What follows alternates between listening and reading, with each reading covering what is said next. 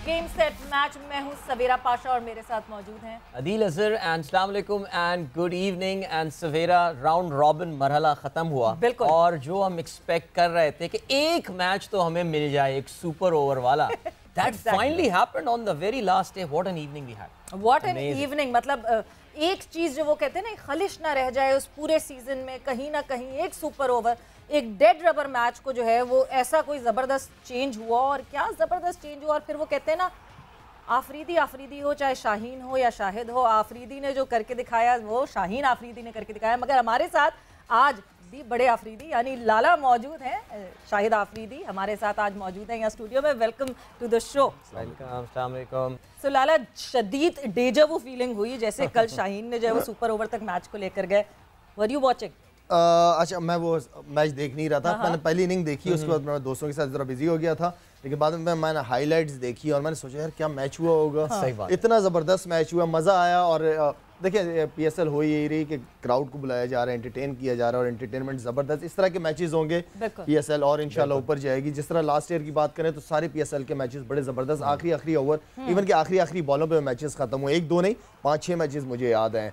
और इसके अलावा ये जो मैच हुआ बड़ा ज़बरदस्त, और शाहीन ने जो करके दिखा दिया वो बड़ा ज़बरदस्त। अब मुझे पता चला कि शाहीन मुझसे बार बार क्यों कहता है कि लाला मुझे आपका बैट चाहिए। मैंने अभी तक दिया नहीं है उसको, लेकिन मैं दे दें प्लीज। अब वर्ल्ड T20 से पहले वो बैट दे दें, बिकॉज मुझे ये लगता है कि वर्ल्ड T20 जब तक ऑस्ट्रेलिया में हम खेलने जा रहे होंगे ना, तब तक सारी टीम्स इस कॉन्सेप्ट पे आ जाएंगी कि जी 10वें 11वें तक बैटिंग होनी चाहिए, इतनी डेप्थ होनी चाहिए बैटिंग में कि जो बॉलर्स हैं वो भी बैटिंग, उनको पावर हिटिंग करनी है। और सवेरा, आपके पास एक बात बताऊं, आपके पास है इस तरह का टैलेंट। जैसे आसिफ आता है, आसिफ के बाद शादाब है, हसन अली है, मोहम्मद वसीम है, शाहीन ने करके दिखाए, तो ये आपके पास प्लेयर हैं, तो इनको मिला के 1 या 1.5 बैट्समैन बन जाता है। हाँ, 1-1.5 बैट्समैन बन जाता है। तो आपको क्या चाहिए, अगर 1-2 छक्के नीचे से एक्स्ट्रा लग जाए तो मेरे ख्याल में इनको थोड़ा सा और काम करना चाहिए कि अगर बंदे के पास टैलेंट हो तो थोड़ा सा अपने आप को, कोचेस को चाहिए कि इनको जरा ग्राउंड में मिडिल में ले जाके हर प्रैक्टिस सेशन के अंदर इनको थ्रो डाउन करें और ये अपनी हिट्स लगाएं। नहीं, एब्सोल्युटली। और जो इसमें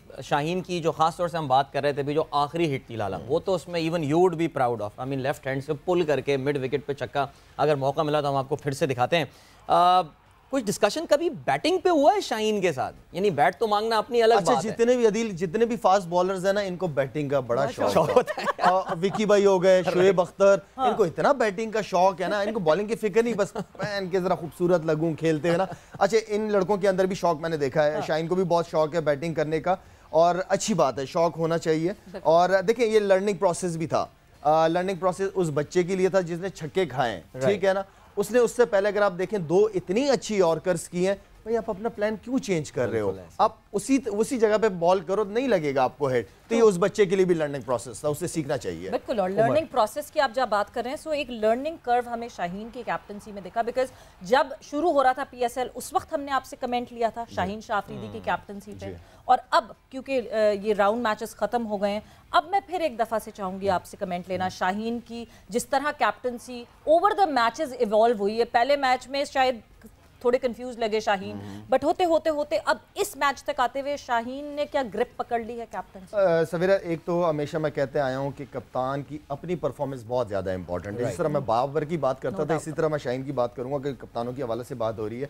तो उसने आगे से लीड किया अपनी टीम को एज ए लीडर, और जब कैप्टन लीड करता है, हर एक प्लेयर की कोशिश होती है कि यार सिर्फ कप्तान क्यों कर रहा है, मुझे भी अपनी एफर्ट डालनी चाहिए। तो ये बहुत ज़बरदस्त साइन है कि अच्छी तरह लीड कर रहा है। और उसके कुछ मैचेस जो मैंने देखे हैं, बाहर से भी बैठ के देखे हैं, साथ भी खेल के भी देखा कि वो बड़े ज़बरदस्त तरीके से अपने आप को लेके चल रहा है। लेकिन एक चीज़ जो उसको मैंने समझाई कि आप बहुत गलत कर रहे हो, वो उसको इस वक्त एहसास नहीं होगा, क्योंकि एज ऐसी है कि आप फास्ट बॉलर हो, आप मिड ऑन से मिड ऑन फील्डिंग करने भाग रहे हो, एनर्जी लगती है, अभी उसकी उम्र है, चलो कर जाएगा, डाइवे मार जाता है कभी कभार, इस तरह फील्डिंग में अपनी एफर्ट दिखाता है, जो कि बहुत अच्छी बात है।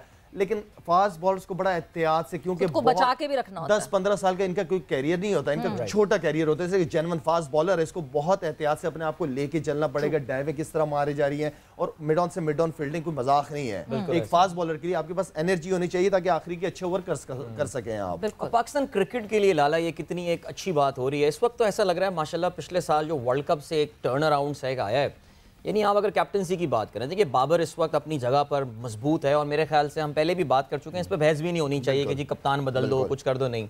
रिजवान ने जिस तरह मेच्योरिटी शो की है, मुल्तान सुल्तान पाकिस्तान की किसी भी फ्रेंचाइज का बेस्ट सीजन जो है, 9 फतुहात और 1 शिकस्त सिर्फ, एंड देन उसके बाद शाहीन जो ये कैपेबिलिटी दिखा रहा है, तो पाकिस्तान क्रिकेट के लिए तो ये एक बड़ा नेक शगुन है कि माशाल्लाह एक हमें सक्सेसर्स मिलते जा रहे हैं। लेकिन हम ऐसा भी हो चुका है ना लाला कि एक ज़माने में पाकिस्तान क्रिकेट टीम में 6 कप्तान भी खेल चुके हैं। इस चीज़ को मैनेज करना पड़ेगा बहुत एहतियात के साथ। देखिए अच्छी बात यह है कि जिस तरह भी आप कप्तानी के हवाले से बात करें, बहुत अच्छी बात की है आपने। हमारे पास ऐसे तैयार होना शुरू हो गए, हमें नज़र आ रहे हैं, ये डोमेस्टिक क्रिकेट से आपको नज़र आता है, टैलेंट सामने आता है। और अच्छी बात यह है कि इन लड़कों को कप्तानी कराई। अब सिर्फ शाहीन नहीं, शाहीन भी माशाल्लाह इंशाल्लाह 2 साल में और ज़्यादा मैं समझता हूँ कि कप्तानी के हवाले से इंप्रूव करेगा। आपके पास शादाब है, शादाब ने अपनी कप्तानी को बड़ा ज़बरदस्त तरीके से करके दिखाया है। एंड देन आपके पास रिजवान, ये आपके पास 3 ऑप्शंस हैं, फ्यूचर के भी हैं, आगे 1 साल के भी हैं, 3 साल के लिए भी हैं, तो आपके पास ऑप्शंस हैं। इनको किस तरह ग्रूम करना है, इनको और कप्तानी करनी चाहिए, जो भी उनको क्रिकेट मिल रही है डोमेस्टिक में इनको लीड करना चाहिए, बल्कि क्रिकेट बोर्ड को चाहिए कि इनको हर डोमेस्टिक क्रिकेट के अंदर इनको टीम लीड करवानी चाहिए। इनको हारिस रऊफ को हम कहते हैं कि एंगर इश्यूज हैं, मगर वही होता है ना, इंसान अटेम्प्ट जब करता है कि आगे कौन है और आगे कौन नहीं है, तभी आप अटेम्प्ट करते हैं। एक और इंसिडेंट हुआ था, मगर वो क्योंकि सामने एक बहुत बड़ा खिलाड़ी था, बहुत बड़ा नाम था, उस वक्त हारिस रऊफ का रिएक्शन अलग था और इस वक्त अलग था, वो भी मैं दिखाना चाहूँगी। So professionals, when you talk about professionals, anger को आप काबू कर सकते हैं। अब आप थे सामने, जो एटीट्यूड जिस तरह आप थी कि बॉलिंग करते हुए अग्रेशन, फास्ट बॉलर अग्रेशन के बगैर बहुत अजीब सा लगता है, अग्रेशन अपनी जगह, बट एंगर मैनेजमेंट कहीं ना कहीं आपको लगता है कि बहुत सारे और इंसिडेंट्स हुए हैं हारिस के, बाबर के साथ इस तरह का हुआ है इनफील्ड, आपको लगता है कि एंगर मैनेजमेंट पे काम होना चाहिए हारिस के लिए? देखिए बात हम आपसे हमेशा बात अकेडमीज़ की करता हूँ कि वहाँ अकेडमी में सिर्फ क्रिकेट नहीं होती, ग्रूम किया जाता है कि मीडिया के सामने कैसे सवालात होंगे, कैसे पूछा जाएगा, आपने क्या क्या जवाबात देने होते हैं, तो ये ग्रूमिंग अकेडमी का काम है। ये जो इश्यूज़ हैं ये वहीं हल होने चाहिए। इंटरनेशनल क्रिकेटर है, सेंट्रल कॉन्ट्रैक्टेड क्रिकेटर है, तो इस तरह की हरकतें नहीं होनी चाहिए, बुरा लगता है। वही मैं दोबारा बात आपसे कहूँगा कि रऊफ को आइंदा बहुत एहतियात से चलना पड़ेगा। इस तरह की चीज़ें जो है ना, उसकी मेरे नहीं ख्याल के दोबारा कोई बर्दाश्त करेगा, तो ये सबक है उसके ये भी लिए। आई थिंक बहुत लकी रहे कि मैच रेफरी ने काफ़ी कंपैशनेट एक व्यू लिया इस पूरी चीज़ के हवाले से, अदरवाइज यहाँ पे कुछ ना कुछ इनके खिलाफ कार्रवाई हो सकती थी। बहरहाल may be the important thing जो सवेरा ज़ाहिरा उन्होंने मेंशन किया that the world is watching you, this incident has happened. 2 दिन पहले ही एक फॉकनर वाला इंसिडेंट हुआ है जिसका हमें पता है कि इंडिया में काफ़ी शोर शराबा उसमें किया गया है और काफ़ी जो है वो उसमें उन्होंने PSL पे नुक्ताचीनी की गई है, they don't have the money to pay and stuff. लेकिन जो इम्पोर्टेंट ये है कि एहतियात करना चाहिए, बिकॉज आप एक और चीज़ अदील, मैं ये बात करूँगा कि ठीक है PCB ने या मैच रेफरी ने कोई ऐसी बात नहीं की, मैं ये समझता हूँ कि लाहौर कलंदर की मैनेजमेंट को एक्शन लेना चाहिए था इस पर। नहीं, दे डिफेंडिंग है, वो गलत है। उनकी अगर तरफ लाहौर से कलंदर मैं अनकोटेड मैं सोर्सेज के साथ ये आपको वो बता सकती हूँ कि उनकी तरफ से बयान ये आया कि वो तो कंधे पे मारना चाह रहा था, मुंह पे लग गया। नहीं, ऐसा कुछ नहीं, ना गलत बयानी से बात नहीं करनी चाहिए। लाहौर कलंदर की मैनेजमेंट को मैं जानता हूँ, अच्छे लोग हैं, जबरदस्त हैं, लेकिन एक्शन लाहौर कलंदर वालों को लेना चाहिए था। थोड़ा हो जो भी हो उसको सबक देना चाहिए, क्योंकि जितना अर्ली आप ये रोक लेंगे ना, बिल्कुल, और जितना अर्ली आप ये रोक लेंगे आगे जाके फिर से नहीं होगा। हाँ बिल्कुल, वेरी गुड, बोलने का मौका नहीं मिलेगा किसी को अगर आप एक्शन। चलिए अब हम ऐसा करते हैं, जरा ऑन द फील्ड परफॉर्मेंसेस के हवाले से आते हैं, कंट्रोवर्सी से बाहर निकलते हैं। पाकिस्तान सुपर लीग का जो पहला मरहला है, राउंड रॉबिन लीग है, वो अपने खिताम को पहुंच गया। We are all set for the play off starting from tomorrow. जरा कुछ टॉप 5 परफॉर्मर्स की बात कर लेते हैं, बॉलर और बैट्समैन के हवाले से, और फिर जरा लाला से जो है ना वो उस पर हम डिस्कशन भी करते हैं, because there were some surprises there. मेरे ख्याल से अगर PSL से पहले आपको कोई ये टॉप 5 दिखा देता तो शायद आप ना मानते। तो पहले हम बैट्समैन मेरे ख्याल से दिखाएंगे। पहले बैटर्स हमारे पास हैं। So yeah, there we go. So we know top 5 batters की जब हम बात करें, फखर जमान ज़ाहिर है नंबर 1 होंगे जब भी ये ग्राफिक आएगा। ज़ाहिर है फखर जमान का ही नाम इसमें आना है। फखर जमान ने 521 run at an amazing average, और इसके अलावा स्ट्राइक रेट भी इनका 150 से ऊपर बल्कि 250 के करीब रहा है, 162 in fact if I recall correctly. Mohammad Rizwan उन्होंने बनाए 479 run, and then you have got Shan Masood. This is a surprise entry of course, 10 matches में 457 रन उन्होंने बनाए और स्ट्राइक रेट 140 के साथ जो है वो इन्होंने खेला है। शोएब मलिक हैं 10 मैचेस और उन्होंने 346 रन बनाए, तो strike rate 140 around.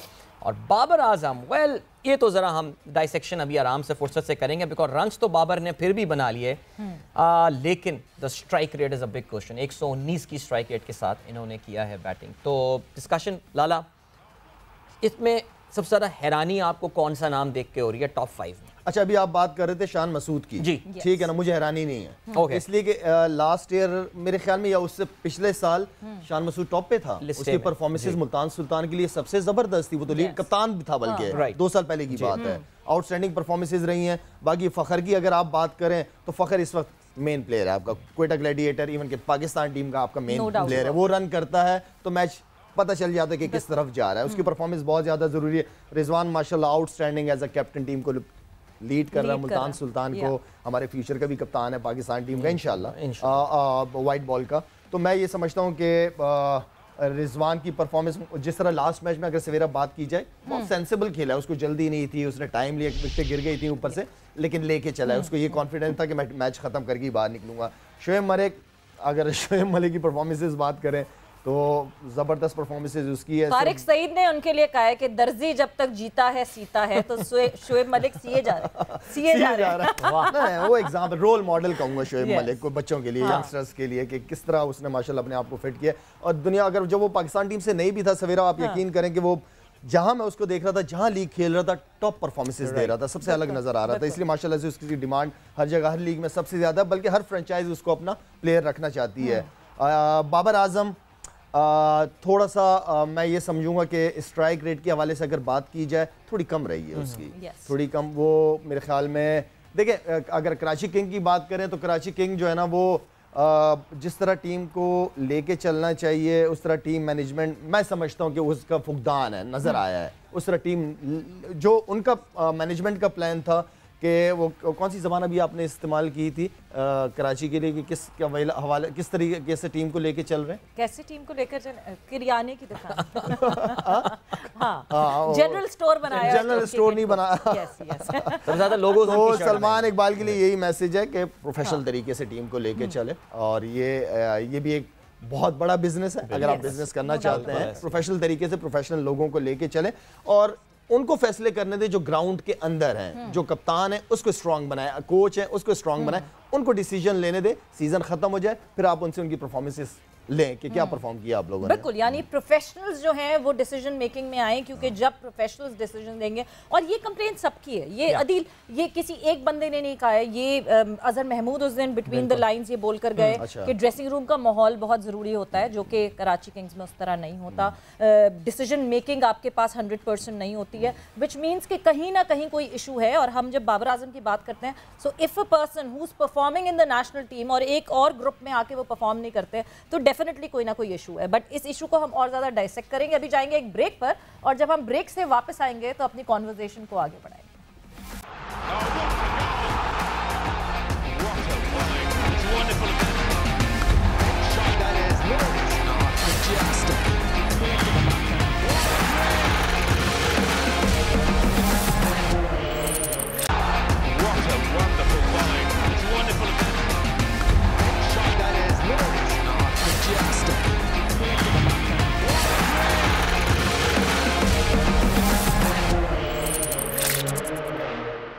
Azhar Mahmood आज हमारे साथ मौजूद हैं, एंड व्हाट अ टाइम कि वो हमारे साथ यहाँ इस शो पे मौजूद हैं। सबसे पहले तो welcome to the show. Thank you very much, Sawera. Thank you very much for having me in your show. Azhar, Islamabad United Pakistan की उन टीमों में से, PSL की, HPL PSL की उन टीमों में से है जिनके बारे में कहा जाता है बड़ी डेटा ड्रिवन टीम है, बड़ा होमवर्क करके आते हैं। ड्राफ्टिंग में भी हम देखते हैं कि जो ड्राफ्ट आप प्लेयर करती है, जो करती आ रही है Islamabad United, look at the depth. यानी हम तो ये भी देख रहे हैं कि PSL में टीमों से 11 खिलाड़ियों की प्लेइंग 11 बनने में मुश्किल हो रही है, द कॉम्बिनेशन एंड ऑल। और इस्लामाबाद यूनाइटेड थोड़ा सा एक, और यही वजह है कि शायद सबसे कामयाब तरीन टीम भी पाकिस्तान सुपर लीग की रही है। आप इसका हिस्सा रहे, फिर दूर हुए, फिर वापस आए। आपने माशाल्लाह पूरी दुनिया में, you played in IPL as well, and इसके अलावा इंग्लैंड में आप बड़े फ्रीक्वेंट रहे हैं। हाउ डू यू कंपेयर जो इस्लामाबाद यूनाइटेड की जो प्लेयर मैनेजमेंट होती है, जो back room management, back stage management होती है, with all these big teams that you have played for और कोच्ड?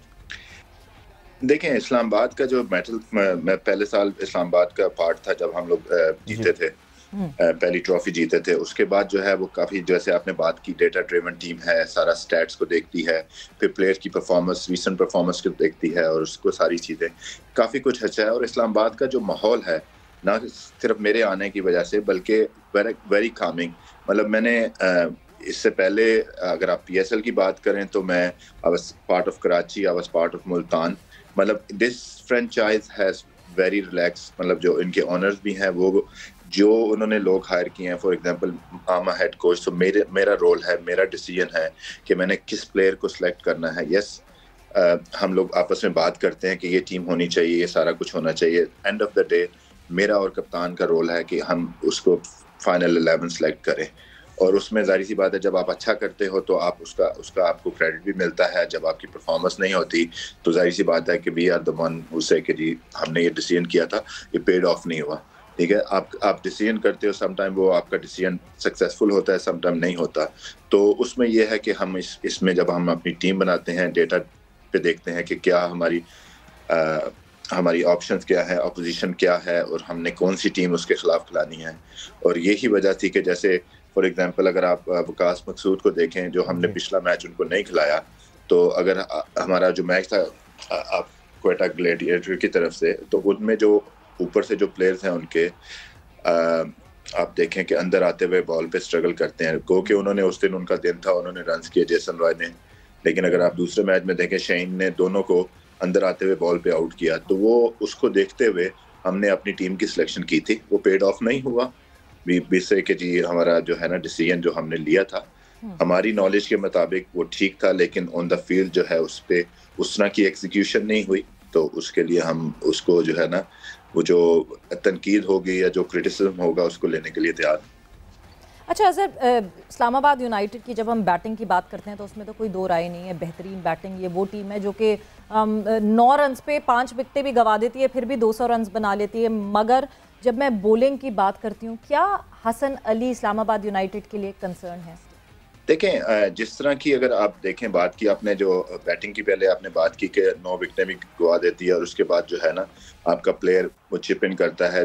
उसमें एक्स्ट्रा ऑर्डिनरी इनिंग्स थी फ़हीम अशरफ की, जिन्होंने 50 रन की इनिंग्स खेली और हम 200 के ऊपर चले गए। ठीक है, Hasan Ali in my point of view, yes, lot of criticism been having on him on his ability. I have no doubt on his ability, his skill. He's a leader. ठीक है, और कल भी अगर आप देखें तो उन्होंने बॉलिंग अच्छी की। सम टाइम जो है ना आपके स्टैट रिफ्लेक्ट नहीं करते जो आपकी परफॉर्मेंस होती है। कल अगर वो कैच हो जाता, ठीक है, और उसमें Hasan Ali could easily have 2 for 32 in 4 overs. He end up having 4 for 48. तो वो सम टाइम आपकी रिफ्लेक्ट नहीं करती। यस, आपने फील्डिंग में आपके क्लैप्स हुए और सारा कुछ हुआ। उससे पीछे वाला मैच भी देखें तो जेसन रॉय की उस पे जो था कैच छूटा उस ओवर में, और फिर जेसन रॉय ने रन्स किए। तो अगर आप उसमें देखें कि Hasan Ali is slightly unlucky in that way कि अगर वो जेसन रॉय का कैच हो जाता तो उसके बाद उसका जो सेकंड ओवर था वो उस रन्स के लिए ना जाता। तो ये पार्ट ऑफ द पार्सल है। हमारे लोग बस सोशल मीडिया पे बैठ के उस पर बात कर देते हैं कि ही इज़ नॉट परफॉर्मिंग, और हसन अली की जो परफॉर्मेंसेज हैं ओवर द ईयर वो आप कोई डिनाई नहीं कर सकता। वो पाकिस्तान के लिए भी देख लें, इस्लामाबाद यूनाइटेड के लिए भी देख लें, और उसके साथ जो है ना आप पेशावर ज़ल्मी के लिए भी आप देख लें, तो उनको कोई बंदा जो है डिनाई नहीं कर सकता। और मुझे पता है कि वो बिग मैच प्लेयर है और ही विल कम बैक। अभी थोड़ी सी बात है कि जब आपके पास ऐसी इस तरह की चीज़ होती है, आपकी लक भी फेवर में नहीं जा रही होती, तो फिर आप स्ट्रगल कर रहे होते हैं। तो I think I got a full faith on Hasan's ability. चलें, दैट्स वंडरफुल बिकॉज आपका फेथ और मैनेजमेंट का फेथ बड़ा इंपॉर्टेंट है। हसन, अब तक जिन खिलाड़ियों ने विकेटें ली हैं, जिन बॉलर्स ने विकेटें ली हैं PSL में, Hasan has got the second worst economy rate. I mean he is giving a lot of runs, सवेरा एंड अजहर, और आई थिंक सिर्फ साकिब महमूद क्योंकि कम मैचेस खेले हैं, काफ़ी लेट उन्होंने ज्वाइन किया था। He has the worst average, I think 11.57। Hasan की इज़ 11.28 और समथिंग। सो चलें, he has the backing of the camp, और अब जब थोड़ा सा डिप्लीशन हुई है तो फिर वहाँ तो इनका रोल और इम्पॉर्टेंट हो जाएगा। Talking about depletion, Azhar, Zeeshan ने अपने कुछ कहते हैं ना जलवा दिखाया हमको और बड़ा हमें एक्साइटेड कर दिया अपनी प्रेजेंस के हवाले से and all. We really wish him all the very best कि वो आके दोबारा खेले। लेकिन tell us something about it as a coach, you have been a bowler, you have been a pacer yourself, कैसा पाया जीशान को? Few words about him. देखें, जीशान नो डाउट जिस तरह की उन्होंने बॉलिंग की और जिस तरह का बॉल उन्होंने किया, जब पाकिस्तान के कप्तान को उन्होंने कॉल आउट किया तो it was extra ordinary. You know, पहले ओवर में 2 उनको बाउंड्रीज भी लगी और लास्ट बॉल जो उन्होंने किया वो आगे से सीम हुआ और उसके बाद जो अगले ओवर में उन्होंने आउट किया तो he got lot of promising youngster. तो उसके पास बहुत ज़्यादा पोटेंशियल है, बहुत ज़्यादा है। बस यही है कि उसको लुक आफ्टर किया जाए। उसको जो है ना, अभी अंडर 19 में भी आई think I was talking about my physio के वो पता चला था कि 300 ओवर उन्होंने अंडर 19 क्रिकेट में जो है ना नेट्स में कर दिए, not just a game. So net में इतनी बॉलिंग ज़्यादा कर दी तो उसमें जाहिर सी बात है कि वो हमारे पास जिस वक्त आए थे अंडर 19 खेल के आए थे और एक ही दिन हमारे साथ ट्रेनिंग की थी तो फिर हमने उनको मैच में शामिल किया था क्योंकि हम लोगों ने, आपको पता है कि उनको लिया इसीलिए था कि वो हमारे पास आएंगे और हमारी बॉलिंग स्ट्रेंथ को बढ़ाएंगे। अनफॉर्चुनेटली वो इंजर्ड हो गए हैं जिसका हमें बहुत ज़्यादा नुकसान होगा इस टूर्नामेंट में। लेकिन व्हाट कैन आई से, इंजरी कैन, उसमें इंजरी में तो कोई दूसरी चीज़ नहीं कर सकते। तो बस ये है कि जो हमारे यंगस्टर आते हैं, जिस तरह आते हैं इस एज में, एज अ बॉलर मैं आपको बताता हूँ कि आपको अपनी बॉडी का पता नहीं होता, आपको अपने वर्कलोड का पता नहीं होता कि किस तरह हमने अपने आप को मेंटेन करना है, किस तरह हमने अपनी चीज़ों को क्या डाइट करनी है, क्या एक्सरसाइजेस करनी है। तो ये बड़ा इम्पोर्टेंट है कि जो इस तरह के टैलेंटेड लड़के हैं, ना जस्ट के जिशान बल्कि और अगर आप इस फ्रेंचाइज में देखें जो अपकमिंग लड़के आ रहे हैं, उनकी परफॉर्मेंसेस जो हैं वो बहुत अच्छी हैं। कासिम अकरम कल की एग्जांपल एक और, कासिम ने जिस तरह परफॉर्म किया, कासिम अकरम हैं और काफ़ी सारे उमर हैं जो दलमी से खेल रहे हैं। तो ये काफ़ी प्रॉमिसिंग लड़के हैं। हमें इनको जो है ना लुक आफ्टर करना पड़ेगा, इनको राइट गाइडेंस देनी पड़ेगी ताकि ये फ्यूचर में पाकिस्तान के लिए जाके, और जमन खान जो हैं जिस तरह लाहौर के लिए वो बॉलिंग कर रहे हैं डेथ ओवर, वो भी यंग इमर्जिंग टैलेंट है। तो वो जिस तरह की बॉलिंग कर रहे हैं तो इन लोगों को हमें राइट गाइडेंस और राइट एडवाइस देनी पड़ेगी कि ये जब PSL ख़त्म हो, जब अपनी डोमेस्टिक क्रिकेट में जाएं या अपने अपने घरों को वापस जाएं तो उन्होंने क्या ट्रेनिंग करनी है, क्या डाइट लेनी है, क्या एक्सरसाइजेस करनी है और कितनी बॉलिंग करनी है कि अपने आप को वो क्रिकेट के लिए फिट करें।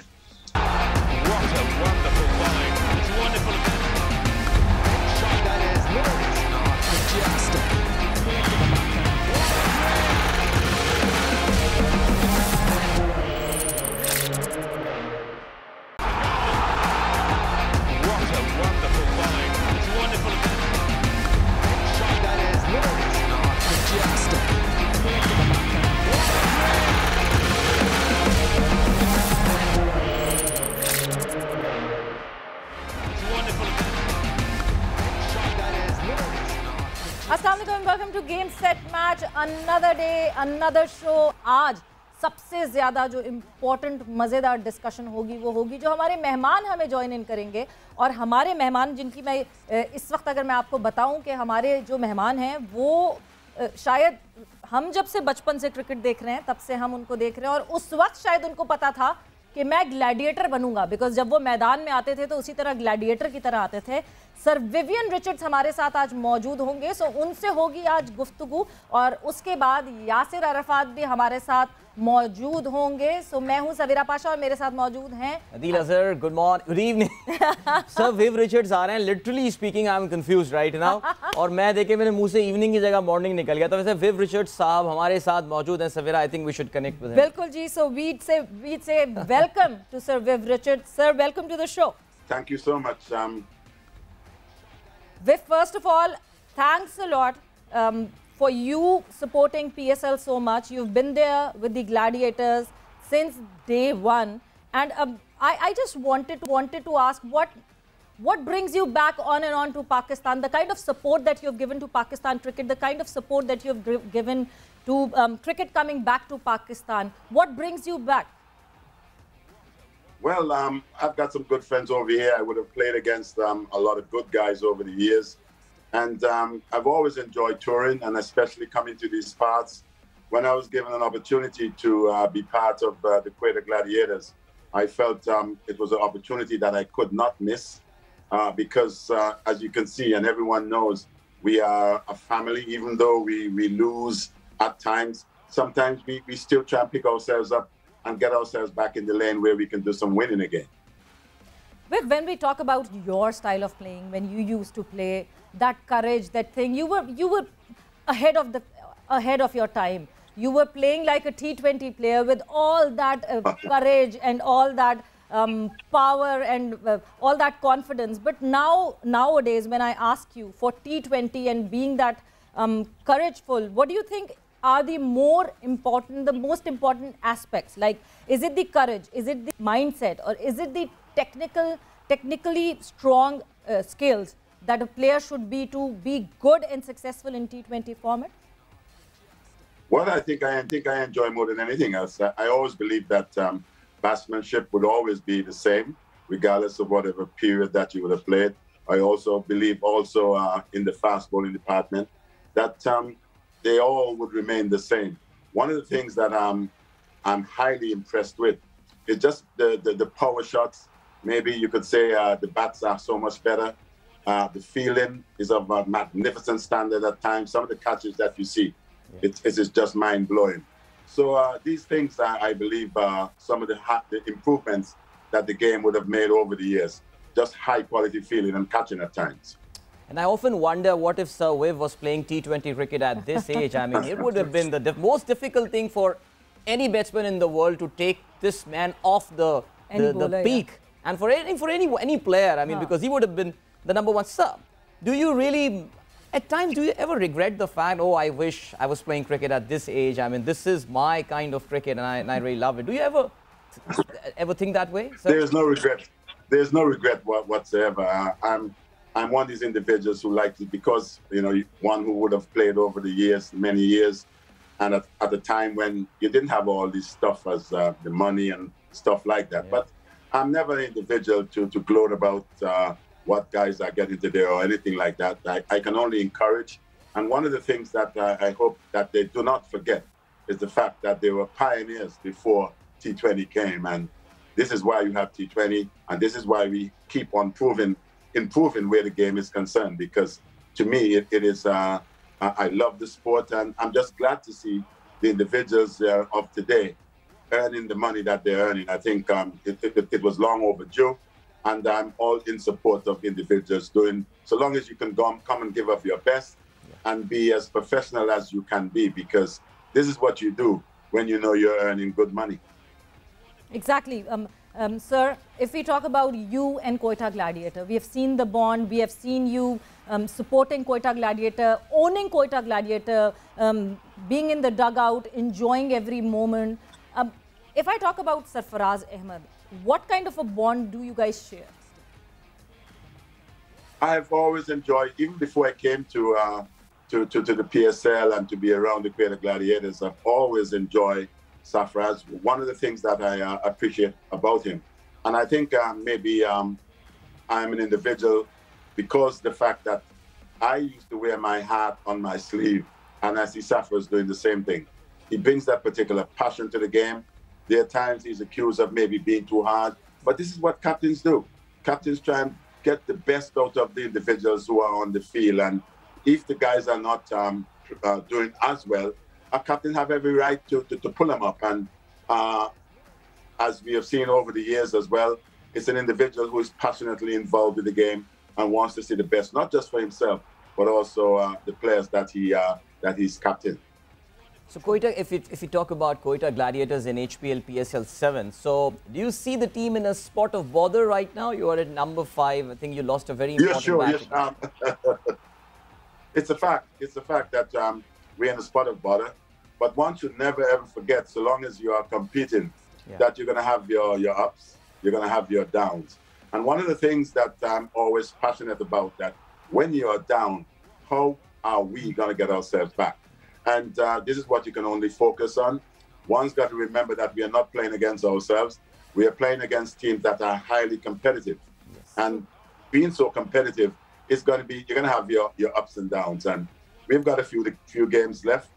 And the things that you could try and get home to the individuals that you are supposed to be mentoring is the fact that never to lose your belief. This is why we are all here, because we believe.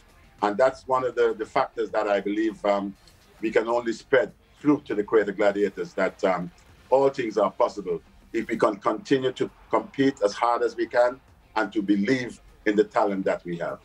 And do you think this belief in positivity was missing in the last season of Quetta Gladiators because you weren't there because of these COVID situations and all? It happens. I think it was troubled times, I guess, not just maybe for cricketers and sportsmen and women around the world, but also for any normal citizen that COVID did play a part in the way it did affect each and every one of us lives. But certainly it did with PSL. I think it was 6, if I'm correct in saying. But this is what it's all about. Now we are seeing that we have had some fractions of the crowd being back, which does help. Having the fans in the ground is of enormous importance to the teams that participate.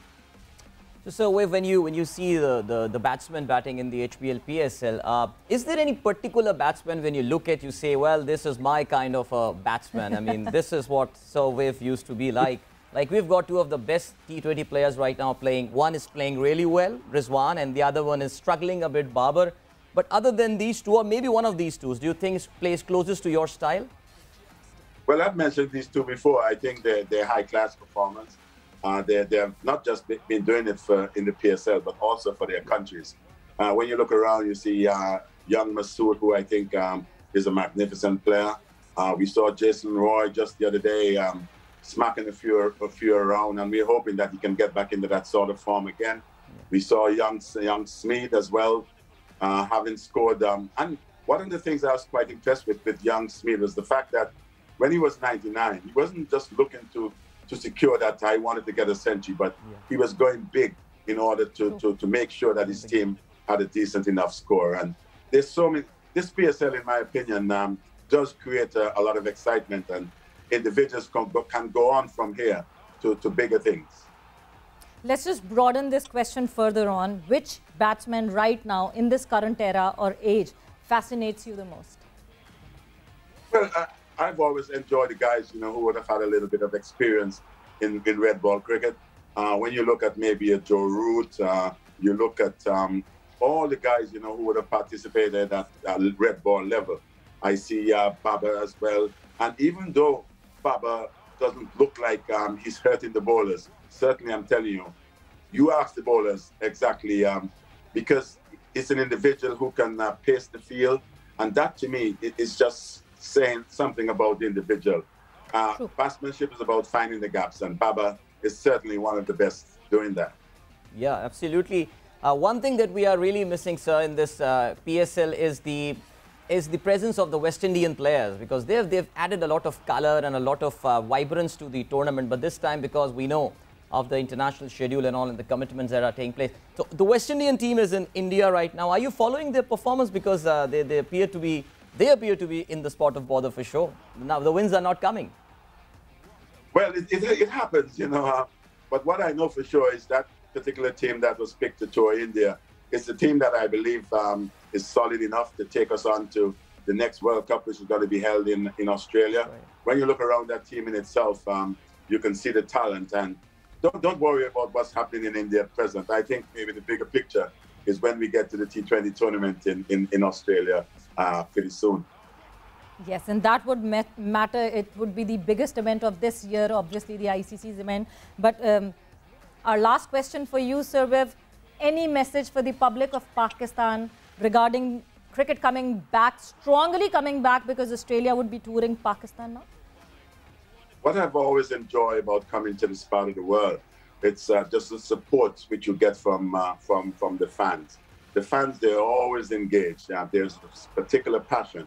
And the only thing that you can ask players to do is when fans are in such support, and especially with cricket being back, hopefully on a regular basis in Pakistan, that the cricketers themselves can give that maximum support, which I know they can, and that can only raise the level of not just the PSL, but also cricket back in Pakistan again, and hopefully for the long term.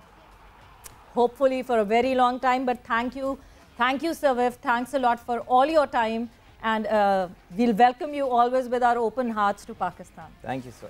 Thank you very much. I fully appreciate this. Thank you.